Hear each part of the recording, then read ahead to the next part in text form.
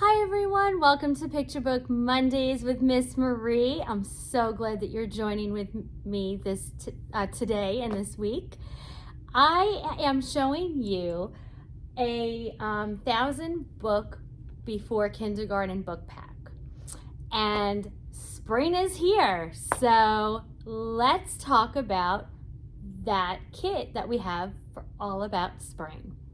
When you check out one of these books, and one of these kits I should say, they have in this bag 10 books. And on the back, they're numbered with the topic that they are talking about. And then there are 10 books with the author listed as well. So when you come into the library to take a look at these, if you flip them over, you will see all of this. We have about 112, 113 of them right now currently that are available. So that's over 1,000 books. So you can check out and go in order if you want, or jump around, and your child will get those 1,000 books, or your children will listen and read 1,000 books in no time. So let's get started. Our first book from the spring kit, which is number 55, is In Like a Lion, Out Like a Lamb. It's written by Marion, Dane, Bauer, and illustrated by Arnold, McCully. The publisher is Holiday House Incorporated. Now, Marion, Dane, Bauer, and Arnold, McCully have taken the phrase "in like a lion, out like a lamb," and they have illustrated and created a book that was published in 2011 and is fully loved by educators, by librarians, because they capture the eyes of children. Children love, even though it's a lion, it's still kind of soft in a way. But you still see the fierceness of him. And they use similes in this story so well that children can be introduced to similes with this book. The illustrations are inviting, and everyone will love to hear the lyrics and the words of the story. For example, it says, "If you howl back, will he go away? Not very likely. This lion means to stay and stay and stay." Some of the vocabulary in here are upper level vocabulary words. So you have enormous, you even have whiff, sniff, gleaming, scheming. So wonderful, wonderful book to have included in this kit. Our second book is called Everything Spring. This is one of the nonfiction books that are included in these kits too, which is wonderful. I did forget to mention that before. These kits have a variety of fiction and nonfiction books. And this book is written by Jill Esbaum. There was a whole full team who put together these pictures for the book, and this was published by National Geographic Partners, LLC. So Everything Spring.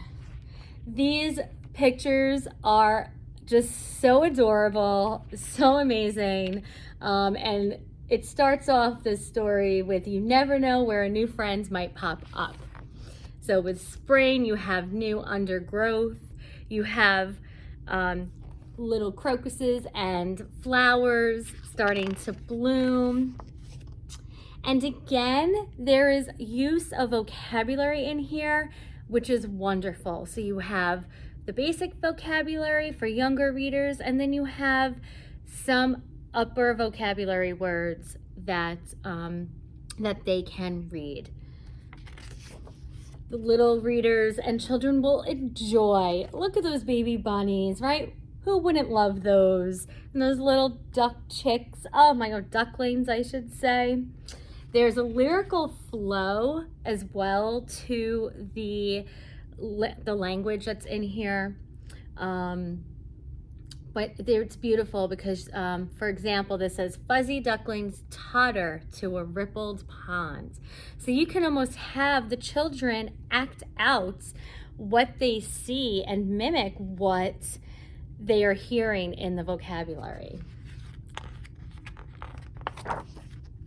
All right, little lambs and piglets. So definitely an awesome nonfiction book to share with your family or with your class. Our third book is called I See Spring. It is written by Charles Ghinga, illustrated by Jatkowska. And the publisher is Picture Window Books, which picture window, right? It kind of tells you a little glimpse of the fun that you'll have and see in this story. Now, Charles Ghinga uses repetition and rhyme with short phrases in this book, which is a wonderful introduction for early readers who are either learning to read themselves, or if you have a preschooler, you're introducing vocabulary and the repetition of basic sight words to them. So it says, I see raindrops falling down. I see raincoats, blue and brown. Again, this is a wonderful story that you can have the children act out and do hand movements to. I see dark clouds way up high. I see a rainbow in the sky. So the illustrations are colorful, almost looks like a cartoon that children would see on TV. They can definitely relate to the puddles and the rain and the weather. And it really does capture with language and with the illustrations with this story. And I do have a fourth book because it's so hard to choose between, 10 to share with you. This last book is called Spring is Here, a bear and mole story. This book is written and illustrated by Hillenbrand, and the publisher again is Holiday House Incorporated. Now, Mole and Bear are friends, but Mole realizes spring is here.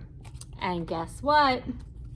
His friend is still sleeping.